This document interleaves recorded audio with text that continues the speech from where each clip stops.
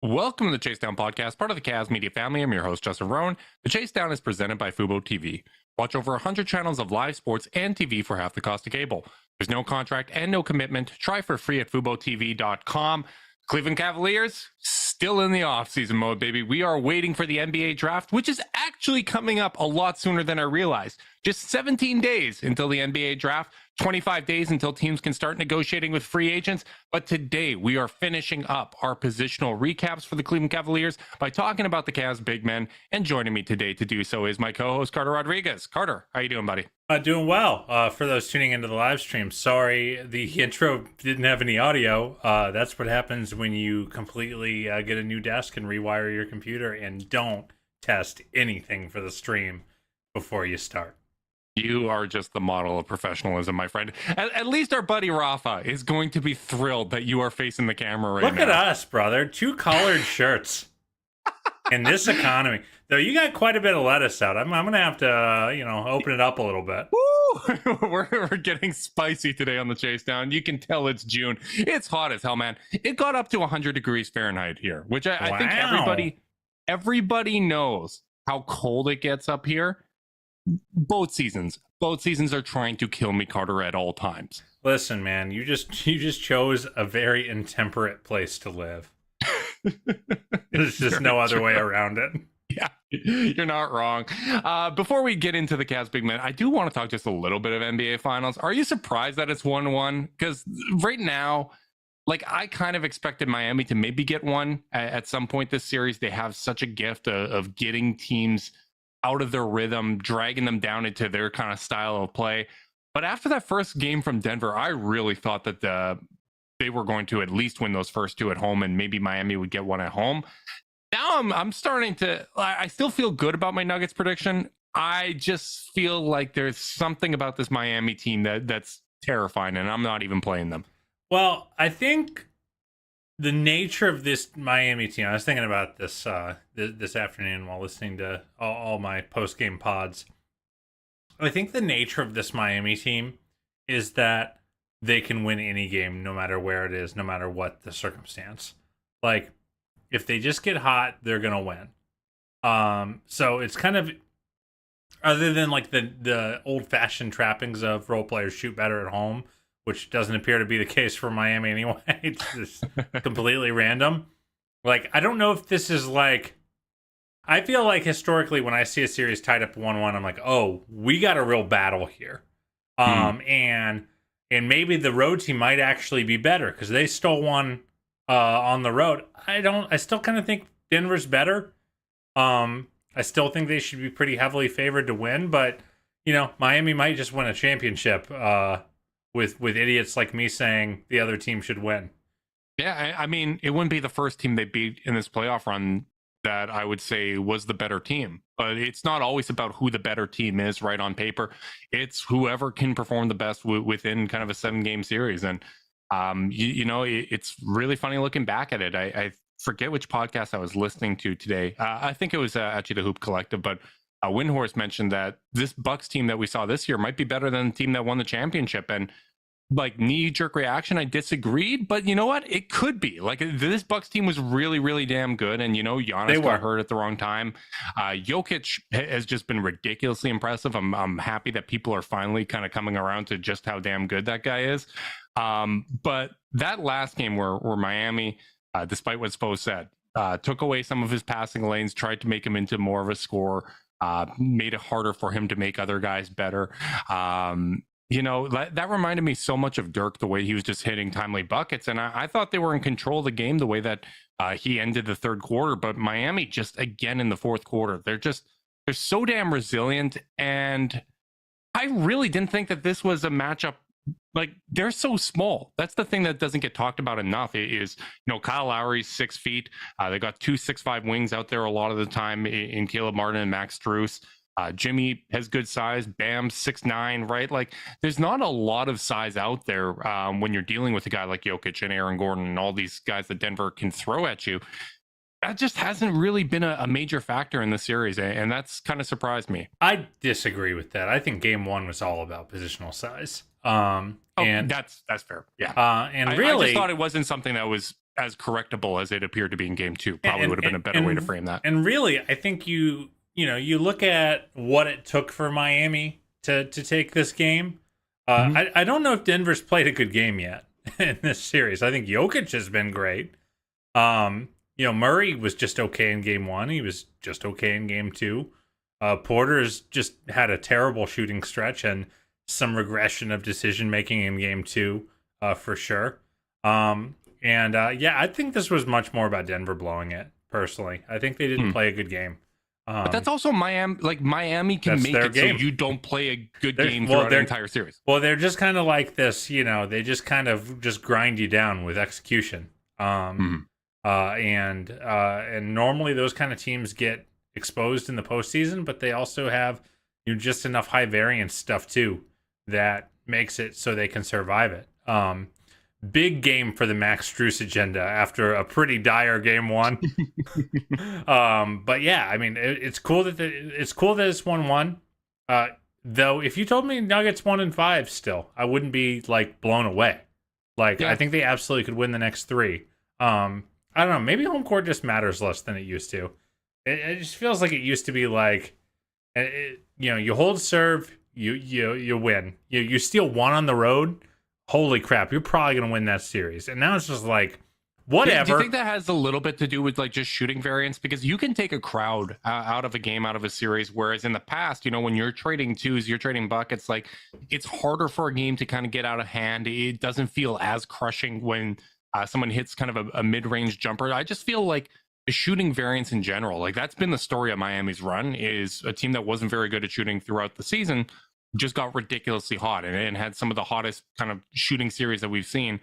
If you're able to hit those shots, you can take a crowd out of it. You can take another team out of it where they feel like they need to match that. Maybe they get out of their rhythm a little bit. I just feel like that could be a major factor here. I am just kind of the opinion at this point that, like, it's shooting variance, sure. I also just think it's talent level.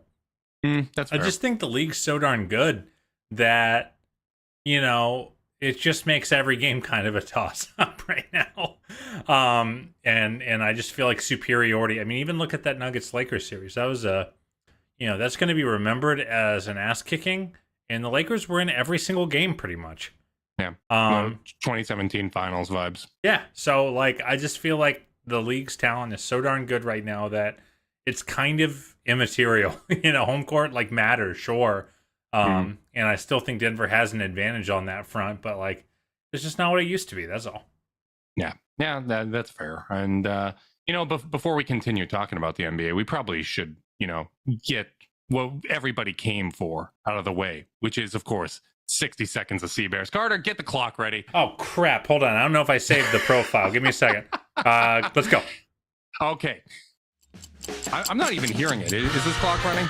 Hold on. I had the music bed still going. Give me a second. Okay. There we go. All right, Sea Bears, let's go. The Sea Bears went out on the road last week to Southern Ontario to take on 2 of the top 3 teams from last season. First up, the defending champion Brampton Honey Badgers. Fun fact, Carter, the Honey Badgers are coached by former Cavs player development coach Antoine Broxy. Shout out to him. Less fun fact, the Sea Bears led 66-62 going into target score time, but the offense went cold, and they ultimately lost 75-71. Teddy Allen led Winnipeg with 18 points, but struggled with his shooting again, going 7 of 24. But those struggles wouldn't last for long, as Teddy Buckets tied the CEBL single game scoring record with 42 points against Drake's Scarborough Shooting Stars. Teddy Buckets was the brightest star in the building, making Winnipeg and our buddy Matt Gold proud. Shout out to the West Virginia Mountaineers. Winnipeg 2-1 on the season, buddy. Very well done, pal. Very well done, and I'm sorry I wasn't ready with the cue. You just caught me off guard. I didn't have the rundown open, which really goes to show you how prepared I was for this one. You've been a disaster. It was a heck of an evening. 3-year-olds are no joke, Justin. They are no joke. I think you find out who people truly are with how they perform in June when it comes to the NBA, and you are not acquitting yourself well at all in this spot. Let's move on, though. Let's get to the actual meat and potatoes of this here podcast, which is finishing up our position group breakdowns. Today, we will be talking about the Cavs big men for the purposes of this podcast. That is Evan Mobley, Jarrett Allen, Dean Wade, and Robin Lopez. And let's just start with the most fun possible way we could go with this, which is Evan Mobley. What went well for him this season? Well, he was the youngest finalist for Defensive Player of the Year in NBA history. Once again, proving that he can defend every single position on the court. I thought this was a lot of fun. I looked at the positional breakdowns of who he defended, Carter, throughout the season, courtesy of B-Ball Index.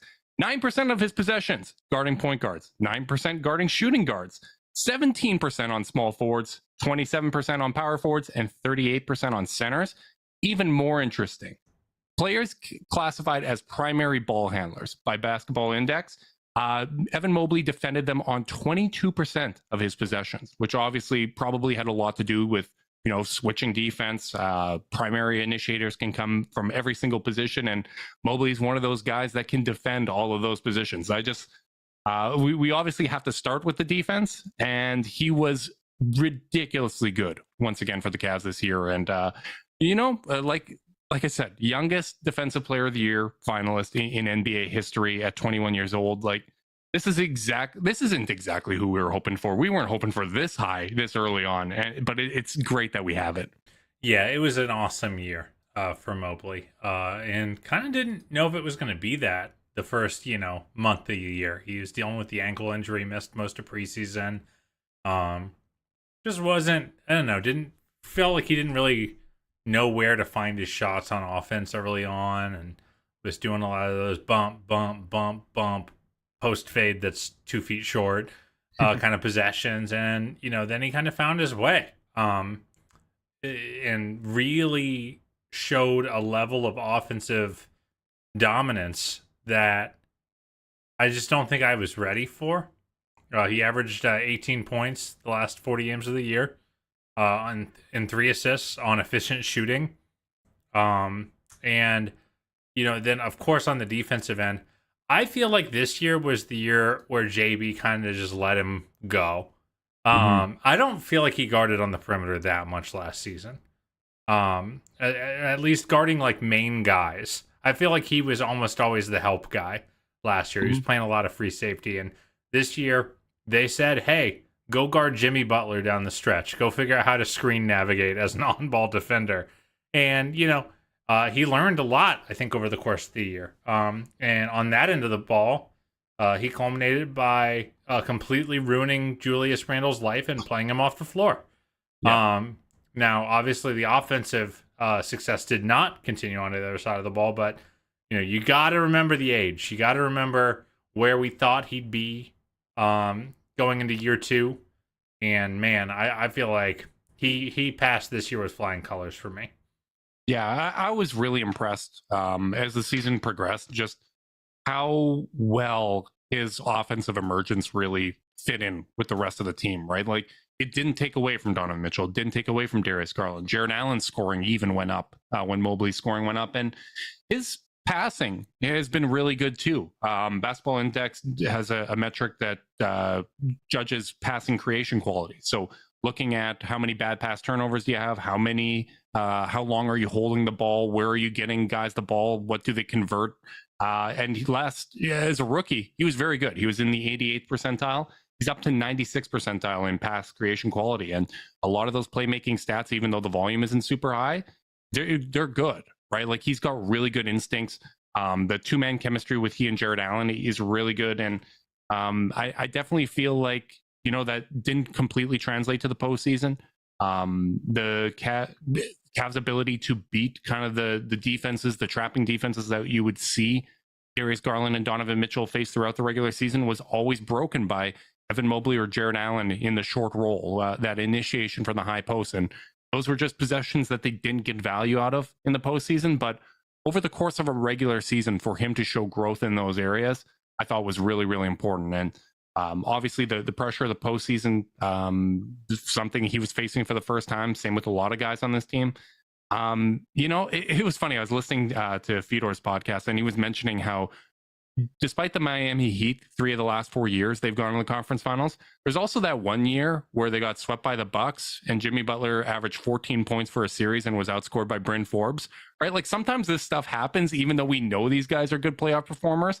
I don't look at what happened with the Cavs as something that is a reflection of who they truly are. I do think that this is a group that can kind of rise above it. And Evan Mobley, he's such a competitor, and the way that he's responded to challenges even in season, I'm excited to see what he does with those playoff struggles. Absolutely. Let's move on to Jarrett Allen, who I think had an interesting year. I feel like it was not, I don't feel like he quite hit the heights of his all-star season last year. But I do think he made meaningful jumps. I think he was a better defender this year. A better communicator and leader on that side of the ball this year, by all reports. It was an interesting year, I would say. I think the fact of the matter is he was kind of going to be the statistical odd man out with this addition of volume, with the addition of Evans' game continue to expand. But I still thought he had a solid season. What do you think? Yeah, I thought he had a good season as well. I think his passing out of the short roll was a lot better. The only real spot that you see a drop off in percentage is finishing at the rim, which isn't a big drop. And I felt that. Yeah, it was only about 2%, which is actually less than I would have guessed. Same. But, I do think that it kind of correlates with the drop in free throw rate. I thought he got a really bad whistle and there was a lot of contact allowed on him. And the free throw rate went down by 7% from the previous year. And I don't feel like he was playing any differently. Like, I feel like he was still attacking the rim a fair amount. It was actually, the free throw rate is 12% below his career average. I don't know what happens there. Sometimes I felt this with Kevin Love when LeBron came back, where he just wasn't getting as many calls because last year Jarrett Allen was the number 2 on the Cavs. So I feel like refs sometimes slot you in as the number 2 player on a team. You're going to get calls accordingly. Whereas now it's Darius Garland, Donovan Mitchell, Evan Mobley, and now Jarrett Allen, right? Like, Mobley really did kind of take the torch from him. But as I mentioned, when Mobley was having that stretch where he was averaging over 18 points per game for the last 40 games, Jarrett Allen's production went up as well. He started averaging 15 and 10, whereas before he was averaging 13 and a half and 10, right? It's not massive, but I really do think that he did a great job overall this year. And even though the Mobley guarding primary ball handlers for 22% of possessions is impressive, Jarrett Allen actually did more this year. 26% of his possessions came defending primary ball handlers. He's a versatile defender too, and honestly, I feel like he got overlooked far too much in the all defensive conversations. I get the Cavs aren't probably going to get 2. There's a lot of worthy candidates out there. I just feel like his name didn't come up enough because I really do feel like he was, the anchor of the defense still in a lot of ways. Whereas Evan Mobley, like you said, is that jack of all trades, someone that you can give so many different assignments and is free to kind of play that versatile defense because of the presence of Jarrett Allen. A couple games I think you want to shout out Jarrett on the defensive end of the ball this year. I think the win against the Mavs when he was switched on to Luka 5-6 times in a quarter, and just Luka was just barfing up bad shots, trying to get a good look. I thought he did a really nice job against these kind of burlier wings, the Jason Tatums of the world, the crafty guys who aren't crazy explosive. I think he really found a niche guarding those guys on the perimeter on switches. So definitely gets a lot of credit there. And, to your point about him at the rim, it's funny how, sometimes you're just wrong. We watch these games so close and, we think that we are observing trends and, your brain tricks you. So, that's why you have to go check things out. And, I was getting ready to say, oh yeah, well, he wasn't a huge drop off at the rim, but it was the kind of the floater range where I felt like the touch was worse. He shot better from 3 to 10 year over year. He was 47% from 3 to 10 feet last year. He was 51 this year. So he actually had the second best mid-range field goal percentage on the team behind Donovan Mitchell. Yeah, surprisingly enough. And I was about to say, jumped up to 51% from 10 to 16 feet. Obviously, only 7% of his shots there, but still. It's one of those things, and that is one spot where you can look at it. Just looking at the Basketball Reference page, last year he shot 62% of his shots right at the rim, 0 to 3 feet away. This year, 57.5%. So he did take a higher percentage of his shots away from the rim. So he shot a slightly worse percentage and just kind of moved his shot profile out a little bit, and believe it or not, that makes you a little bit less efficient when you're a guy like Yeah. Jarrett Allen. So I think he had a really nice year, though. I think that obviously the postseason, we'll get to the stuff that didn't go so well. But yeah, I definitely thought he had a good year, deserved a lot more credit for the defense. I think Mobley, it was either going to be Mobley and Allen split attention forever and no one ever gets awarded, or one was going to get more attention than the other. And I think, thank goodness, Jarrett is like the nicest guy in the league, because I think he is probably getting a little bit short shrift compared to Mobley in terms of how big of a factor he was in them having, the top defense in the league. Yeah, I completely agree with that. And it goes to show you just how important personalities can be to team building, right?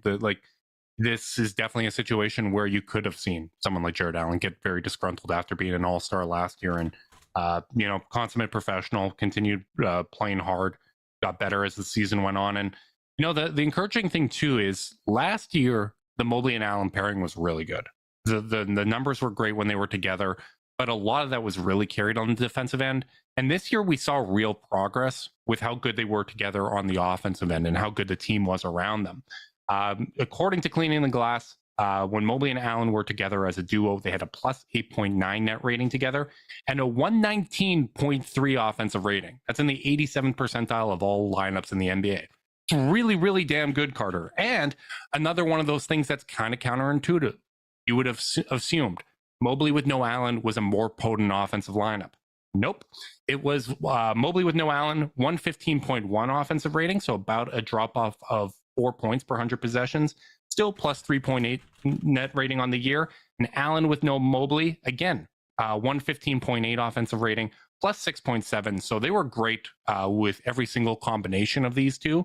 But it just is interesting that those two played together and the offense was better when they were together. And obviously some of that has to do with playing with Darius Garland and Donovan Mitchell, but that's the whole thesis of this team building, is that those two together can work when you pair them with offensively talented guards like Darius Garland and Donovan Mitchell. So I thought that this was a really, really encouraging season. And as much as that Knicks series gets in your head, and it was so frustrating to see how the team played, this is, again, why you don't break this up. This is why you try to get the talent around them, because a core that works this well together is something that's really, really hard to put together. And when you have Evan Mobley on a rookie deal and Jarrett Allen on a value contract, it does make team building a lot easier as well.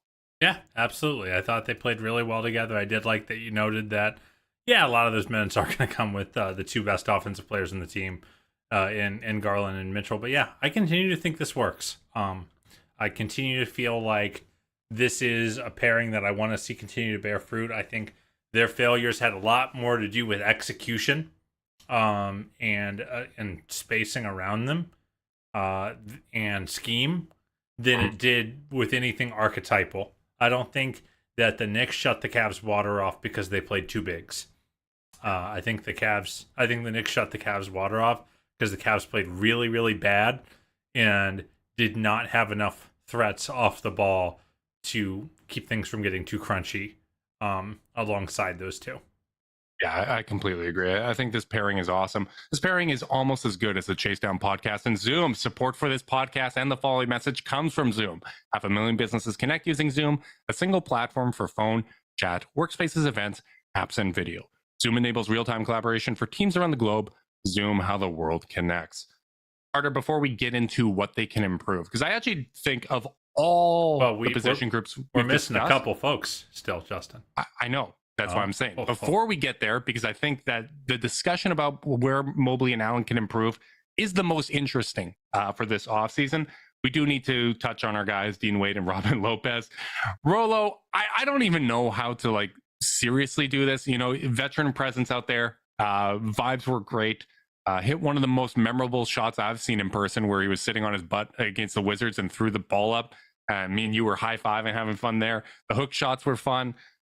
Didn't have as much juice left as we expected coming into the offseason, but this team was also in a different position than we expected. And, one of the things that Fedor mentioned on his podcast, again, just having listened to that, was The thinking with bringing in Robin Lopez was, someone for Mobley and Allen to go up against, to push them in practice, to help them get to another level, to toughen them up, a big body that they have to deal with. And those are stuff behind the scenes that we can't really speak to. But given the fact that Mobley did improve throughout this season, and we like what we saw from Jarrett Allen, I guess you got to give some credit to Rolo to some extent, as well as the coaching staff. I think you said it very well, buddy. Guy like Robin Lopez, like the stuff that wasn't so good, I think it's going to be pretty easy for us to evaluate, analyze. But the stuff that I think half the reason you bring him, stuff we're never going to know, not being directly in the organization. Mm-hmm. Yeah. Let's talk about Dean, and I want to talk about Dean's November, in terms of what went well. Per 36 minutes. In Dean Wade's November, he only played 6 games before getting bounced due to some injury. This man averaged 15 points on 62% threes on 5.8 3-point attempts per 36. He averaged 5 boards, 2 assists, only half a turnover. This was the guy we thought, okay, maybe this is the guy that you think, hey, Kevin, it's not going so well. We're going to start trying to give Dean some minutes. And it's just so disappointing that he gets hurt and this stretch of play that looked so encouraging just kind of goes away, and it gets forgotten to history pretty easily. And you know what? It probably should, like, you don't make careers out of, 8 to 10 game stretches. You make careers out of consistency. Hey, Jeremy Lin disagrees. Jeremy Lin disagrees, and so does Jeremy Pargo. But then you go to his per 36 for the year, and it's a bad year. He 8.3 points on 41% from the field and 35% from 3. He did average 5 threes per 36, which is okay. 6 boards. He was solid on the boards, if not in his actual rebounding numbers, but in terms of how the Cavs rebounded when he was on the floor. But yeah, I think it was just a bit of I think this was a big missed opportunity for Dean, which stinks because it's not even his fault. He got hurt.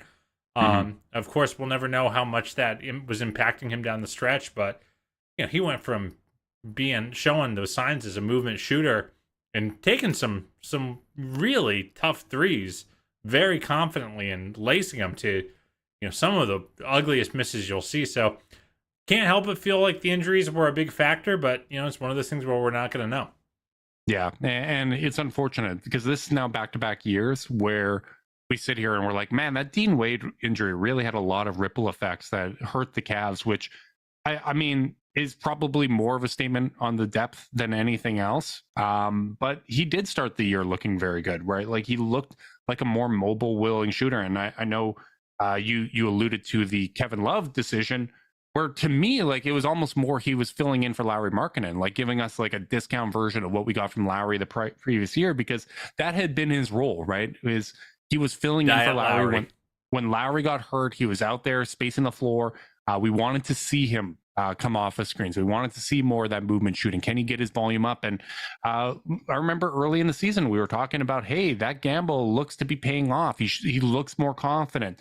He's giving us a version of what Boston has with Grant Williams, right? Like that was one of those things that we talked about in those 2 early games against Boston. And it just is unfortunate that it went this way. And it's hard for me, like as we look at where we'd like to see improvement, assuming Dean's back on the team, can he stay healthy? I understand these are totally unrelated injuries when it comes to the meniscus injury he had 2 years ago, as well as the shoulder collarbone injury that he had this year. But, you got to stay on the floor. Can he stay healthy, and can he continue to get back to where he was and build upon kind of those strides as a movement shooter? Because without that, he's kind of more, again, in that power forward role, that big man role, where he did play a lot of his minutes this year. And for the simplicity of this podcast, we stuck him in with the bigs. But really, he's someone that can play that 4-3 role. And I think ideally you'd want him playing more at the 3. Yeah. Well, maybe. I think there's a lot to be said for his ability to guard up and play the 4 and be a stretch big. But, you do lose a little bit. And I think it really depends on the personnel around him. I think when Isaac Okoro was playing the 2, it was a lot easier to justify him as the 3 defensively because you had Isaac to chase around these guards. It was harder to justify offense. And we did see the offense kind of fall off. And, I think Dean kind of found himself a little bit in no man's land at certain points this year on that front with regard to role, because when Darius and Donnie are out there, it's like, are you going to have Dean chasing around the best perimeter player? Sometimes that works when it's like a Jason Tatum. Sometimes it's a little bit too much to ask. So I'm really hoping for a bounce back year, but I do think, like we've spent the end of these podcasts kind of talking about what the Cavs should do looking forward. And like, I do think after 2 years in a row, you probably can't just pencil him in as your third pick. I think they're going to have to look really hard at bringing in some competition for him. And if he wins the competition, awesome. You got a cost-controlled guy who won the spot. But I don't think you can pencil him in because they're probably going to have to try out some different skill sets, some different players, and I think he's really going to have to earn his keep, which Dean Wade is no stranger to doing that. Yeah, completely agree. I think you hit the nail on the head. I'm really excited to spend the next 15 minutes really getting into where Robin Lopez can improve, assuming that he's back. I know that's not a guarantee, but let's really dive deep into Robin Lopez, Carter. Oh yeah, Robin. I just feel like I'm not gonna go where he can improve, but I do think we can just kind of talk about Evan Mobley. No, but hold on, we can talk about where expectations were misaligned. I thought you hoped that he would be a great vibes guy. Check. You hoped that he could play if a big got hurt or buy you minutes against the bigger dudes in the league. Not check. He really wasn't a rotation guy. You want your kind of 4th, 5th big to be a guy who you can trust to throw out there. And they were throwing out Gite. They were just playing small instead of giving Robin minutes. So in that sense, I think it is a disappointment that he just had a little less juice than I certainly thought he did. And do you think that has to do with kind of grading on a curve? Because I don't know how different he looked from last season in Orlando, but given that Orlando didn't have expectations, you see him go out there and get a contested rebound, hit a hook shot every now and then. Teammates get excited playing with him. But when there isn't the expectations, you have to be a little more critical on how that's going to translate when you're going to a team that has serious playoff aspirations. Well, I think there's that, Justin. And I also think the reality is I think he was a real tough schematic fit for this team. I talked a lot about midseason about how the Cavs kind of had to change a lot of their identity to accommodate Kevin Love defensively. This was not a hard hedging team like during the regular season, but when Love's out there, you got to put 2 on the ball sometimes and scramble around to cover him. And I don't think this is a deep drop team either. This is a team that can play drop, but they're playing like a little closer to the level with these bigs or switching a lot of the time. And that really worked for them. So like, I think when Robin came in, it was like, wait, how do we accommodate this? Because like if he was in the space, he did an okay job. But I just feel like there was a bit of a stylistic incongruity there. And I think a more spry backup 5 that's a bit more of a mover and a shaker might be a better fit moving forward. Maybe just younger. Agree. And I'm surprised. I was just joking. I was doing a bit about Robin Lopez, and you found some meat on that bone. Look at you. You were unprepared, but you're still prepared because you're just a natural, buddy. Let's move on to Evan Mobley though, because I want to start off on where I'd like to see improvement with the mid-range game. I would like to see him improve from the free throw line. I think that's one of the few areas where we really saw stagnation from him. Shot 66% as a rookie, shot 67% as a sophomore. And, honestly, that's 3 points. They're called free throws for a reason. It can make a big difference. Cavs lost some tight games, especially on the road. You don't want this to be a situation where he doesn't feel confident. going to the line, drawing contact. And I didn't really get a sense of that, but just having a higher level of confidence that he's going to convert on those would be nice. And honestly, I think that translates to the in-between game. I know everybody talks about the three-point shooting when it comes to Evan Mobley and trying to get that to improve and make it work. But even if he's hitting a better percentage, I don't think that volume is going to be at a level where it's really kind of changing defenses.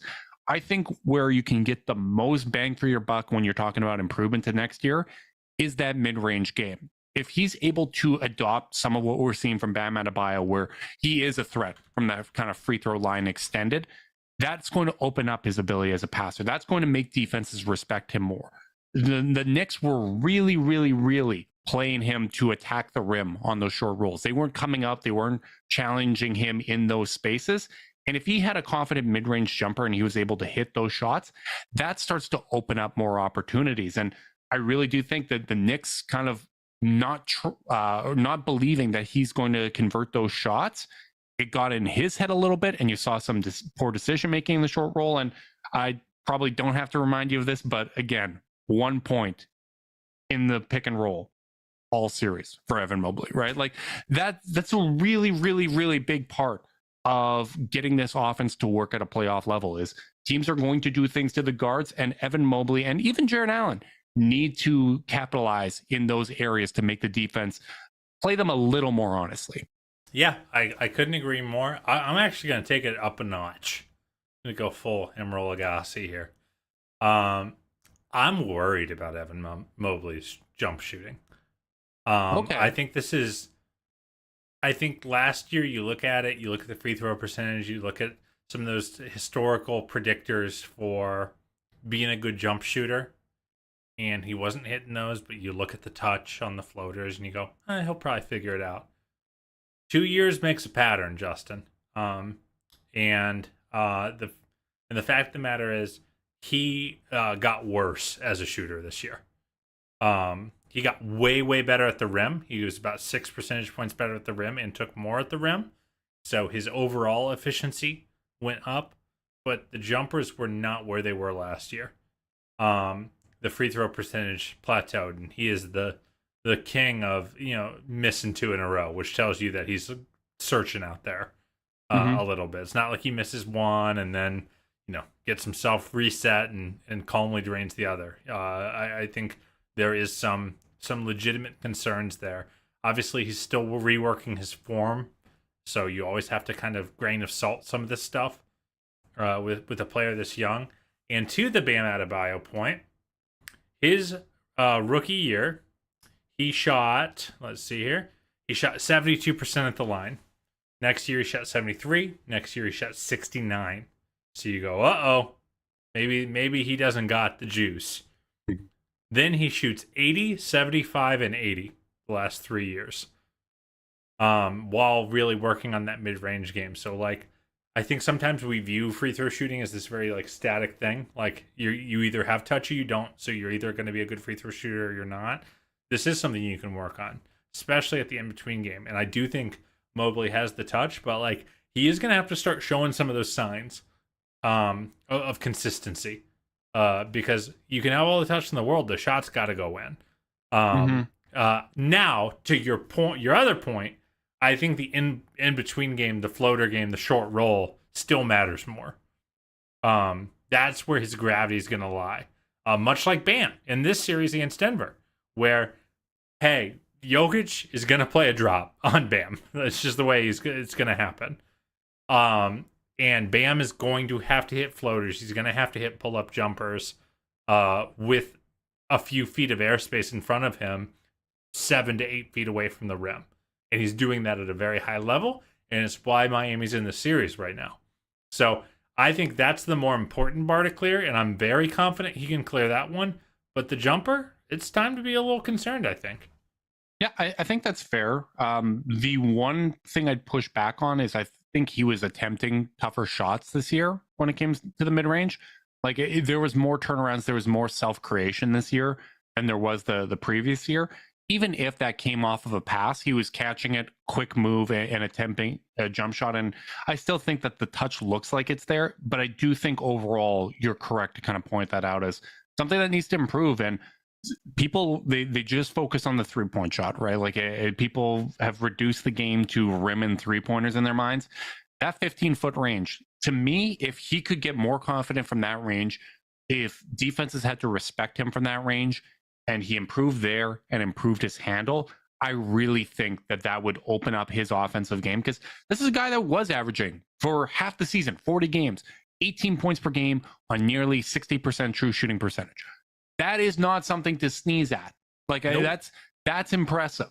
And little improvements like that are going to make him a more versatile scorer. It's going to open up his playmaking. It's going to open up what JB can do offensively as well, which I thought was one of the most encouraging things I saw with JB's offense, which was as Mobley got better, more was put on his plate and the offense adapted around it. That's where I'd really like to see improvement. And the other thing I'd like to point out is the rebounding. I would like to see Evan Mobley improve as a rebounder. And it's funny because his rebounding numbers aren't bad. The percentiles are all kind of up there. He's 88th in defensive, overall defensive rebounding percentage. So he's got the skill for it. But then you look a little deeper and you look at the numbers on Basketball Index, 45th percentile in adjusted box out rate defensively.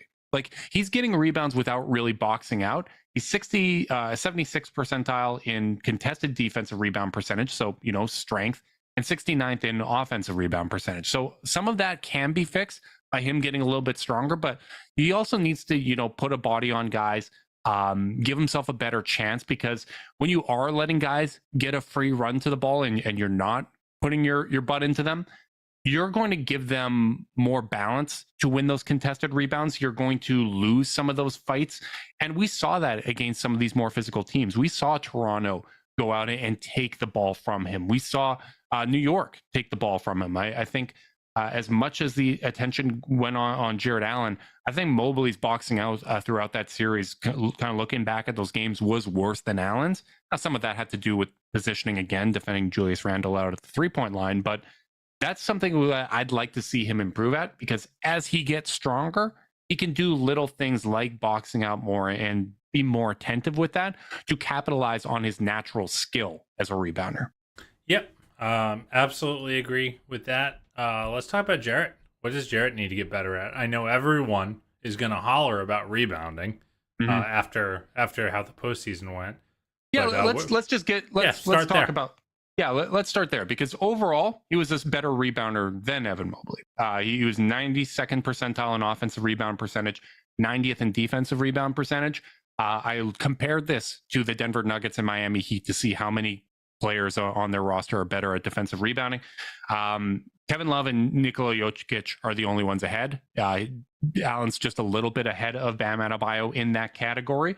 So it's a major strength for him, but similar to Evan Mobley, he could be better when it comes to boxing out. 50th percentile in adjusted box out rate, 78th percentile in contested defensive rebound percentage, but 93rd on offensive rebounds, which I found to be really, really interesting, that you saw such a discrepancy, whereas with Mobley, he just wasn't winning contested boards on either end.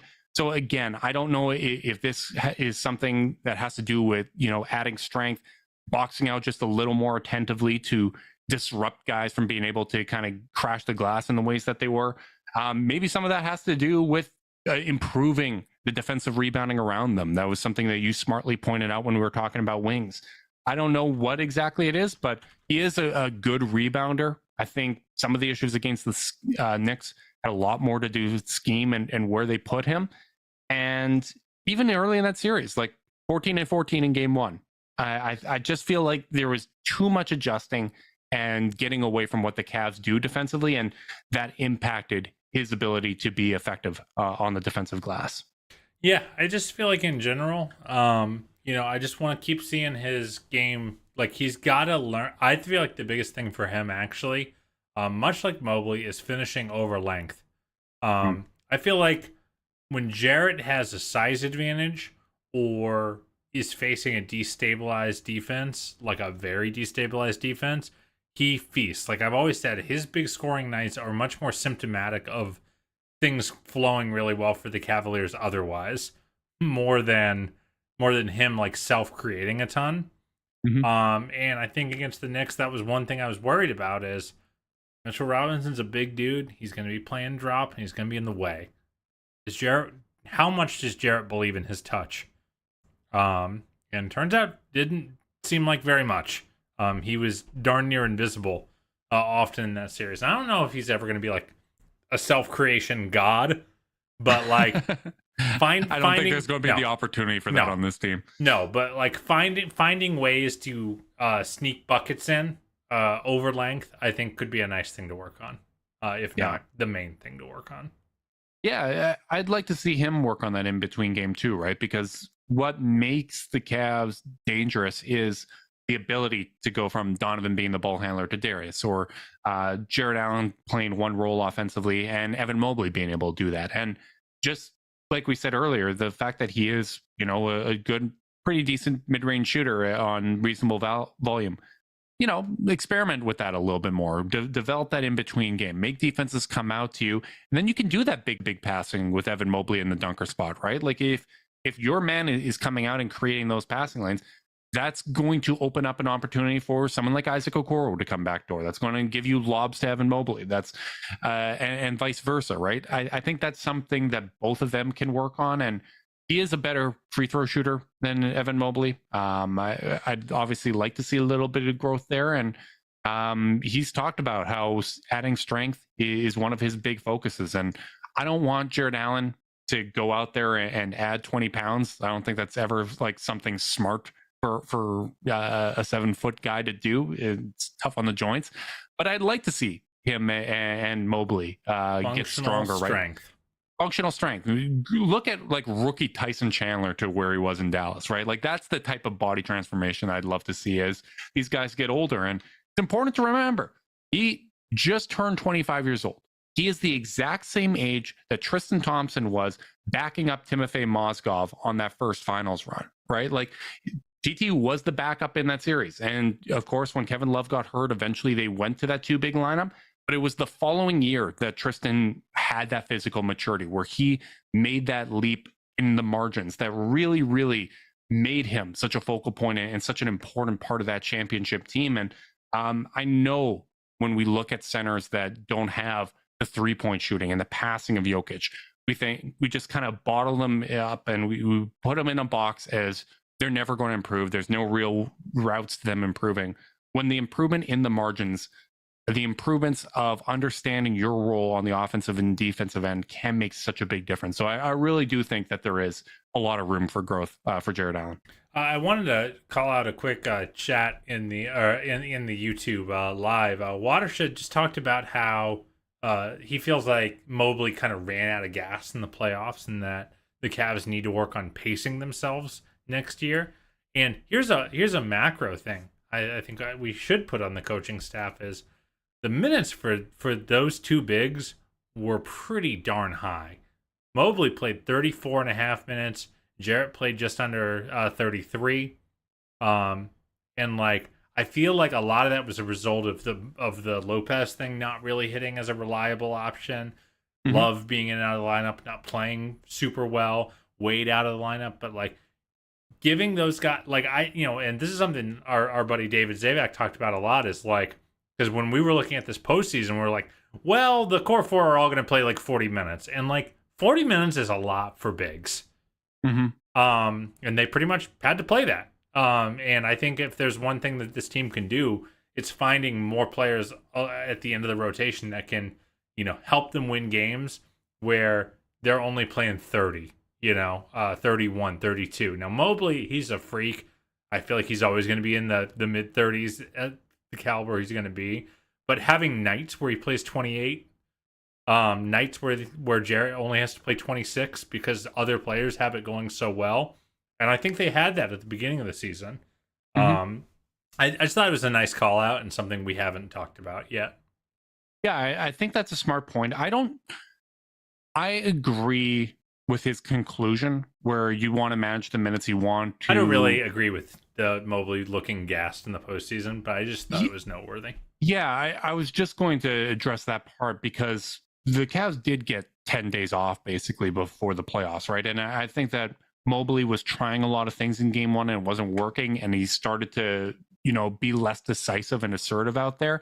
I think that was the biggest thing. But overall, I really do agree with that conclusion. I think, you want to manage the minutes as much as possible. You don't want to wear these guys out.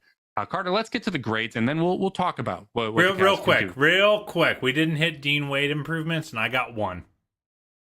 We did it on the front end. I said health and work on improving as a movement shooter. That wasn't enough for me. I just wanted to call it one stat. Dean Wade, when he was wide open, shot 40% from 3, 39.5 to be exact. Very, very respectable number. When he wasn't wide open, 4 to 6 feet guarded, 28%. 2 to 4 feet guarded, 16%. I want him to work on his contested 3-point shooting. That was a thing. That's a thing where you watch these other teams in the finals, and their role players can fire with very, very little space. And the Cavs just didn't have a lot of that. Last year, he was 22% closely guarded. I think that's something that I just want to note with him moving forward as it's not just that you can make wide open threes. You got to draw gravity. You got to hit with folks that are a little bit closer to you, because those are the real backbreakers. Yeah. It's a great shout out. That's not a stat that I realized in all my research for this. So good job, buddy. Going through the grades, I give Mobley an A-. I would have given him an A for the regular season, but I do bump him down just a little bit for how he played in the postseason. And this is, again, me grading on a curve based on expectations. I hold Mobley at kind of Darius Garland level, where I have really, really high expectations for these guys, and I expect him to bounce back well from it. But I bumped him down a little bit there. Dean Wade, C+. I liked what I saw at the start of the season, but everything after that was disappointing. Obviously, the injury caveat there. Allen, I give a B. I thought he was overall very solid throughout the season. Stretches that were better than that and stretches that were a little bit worse. Again, postseason bumps him down a little bit. And Robin Lopez, C. I don't know how to grade him. Again, his value to the team, a lot of it came in ways that we just aren't going to know. So I'll probably should have given it an incomplete, but C feels fine based on what we saw on court. I wanted to give Mobley an A-, because of how the postseason went, but I just think you got to zoom out and look at the leap he made as a year 2 player on either side of the ball. I mean, if I had told you he would be the youngest finalist in DPOY history in his second season, the day after we drafted him, and you'd be like, A-, you probably would slap yourself silly. And I feel I'd be wondering if I was doing a bit. I would definitely be wondering that. So I decided that I needed to get out of my own feelings and just give him an A. Wade, I gave a C-. I think this was a year where he had a real chance. Remember, we were talking about him as like the long-term 3 at the beginning of the year. Mm-hmm. And again, it's not fair. He got hurt. Things were out of his control, but he certainly did not lock down that spot, nor did he lock down a spot in the rotation next year, as far as I'm concerned. So I got to give him a C- based on that. Same reasons you gave Allen a B, I gave him a B. Just a very solid season from a very solid player I'm quite fond of. And I think he's going to bounce back from a rough postseason appearance. And then finally, Lopez, I gave a C-. You could talk me into worse, but he was. Frankly, I don't know what a C- is. Yeah, he was the 5th big, and I do feel like you got to ding him because he wasn't able to do the thing that you hoped he would do, which is guard big centers and play if guys got hurt and be helpful. But if your season breaks there, what are you gonna do? I got a big question for you, man. When we're talking about how this position group can be addressed this offseason, I've seen some people talk about this, like looking at free agents and saying, I'd love to see the MLE be used on someone like Naz Reid. Can you bring yourself to see a scenario where you'd be okay with seeing the MLE being used on a big? I think we talked about this on the Wings pod, but I think you only go there if you've struck out everywhere else, and it's between giving a guy who just don't like that much that money, or a guy you really like at a position that's not a huge need, like at center, that money.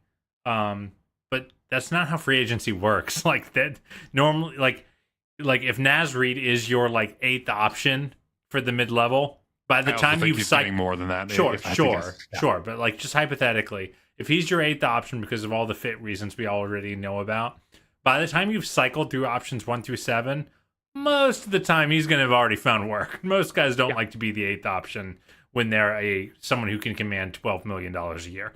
So, I for the record, I would love to be someone's 8th option if it meant getting $12 million a year. Yeah, I know. But you know, I think that is definitely the case. So yeah, sure, I could foresee it, but I just think the confluence of events that would lead us there are pretty long and winding. So like, and depressing. I would love to, add another shooter. I love Naz Reid though. Like if he rocks. If that is our worst case scenario, that's a pretty good worst case scenario, even though they'd have to get creative on the perimeter. Yeah, some smart team is going to pay him more than that. But I would agree. I'm pretty confident that to be a starter, I thought he did a great job filling in for Cat. Now this is an interesting one as well. Is power forward or a traditional center a bigger need in your eyes? Like, would you rather have a 4 that can maybe play some 5, or do you want to get that traditional big out there that's going to be disruptive, that can be kind of that Isaiah Hartenstein type presence out there? Like, is that the direction you'd rather see if we are bringing in another big man? I want a player who the Cavs are pretty sure can play. They have, we've talked about this a lot, about how when you're a really young team and you're rebuilding, you need to bring in these veterans like Ed Davis to help set the culture and help teach the kids. But now the Cavs are at a point in their rebuild where their core needs to set the culture.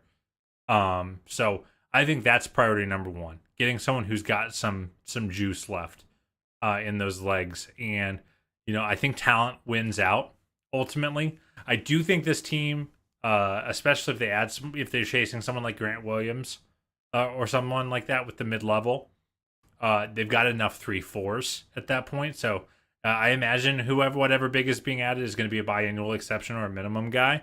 Mm-hmm. And to that end, I think you kind of just have to look at talent. I think a 4 or 5 hybrid would be nice, but also I get why you might want, someone who's a little bit larger, just to help, absorb some blows. But like at the end of the day, if they could space the floor a little bit too. Yeah, like I know some folks have thrown out like Mo Bamba as an interesting name, though I think he'll be too expensive. Yeah. But like a guy like that is interesting archetypally. But like I just think they should find the best player they can get.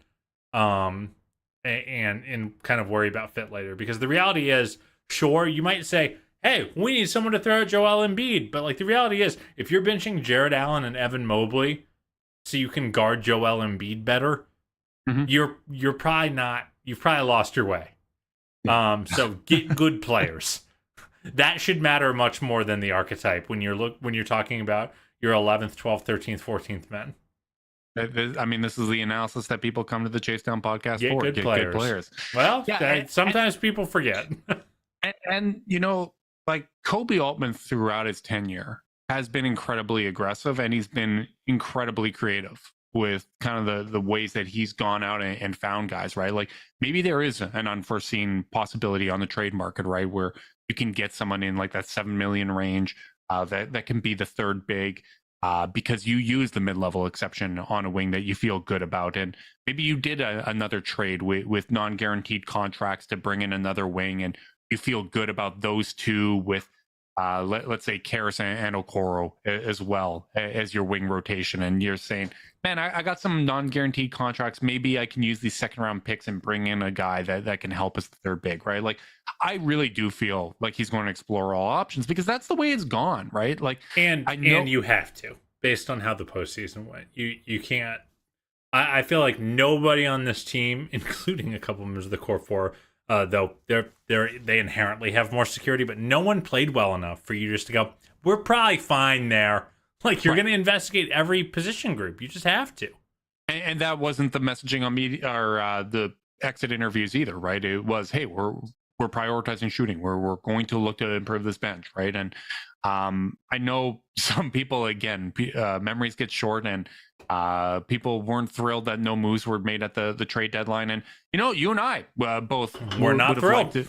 Yeah, we would have liked to see something there. But you look at, okay, the biggest chip that they had was Karis LeVert, and Karis LeVert played really well down the stretch, and he played very well against the Knicks, right? Like, there could have been options that take him off the table. Like, I don't think swapping him for any player that was moved at the deadline that was realistic, like Josh Hart, not realistic because he moved for a first.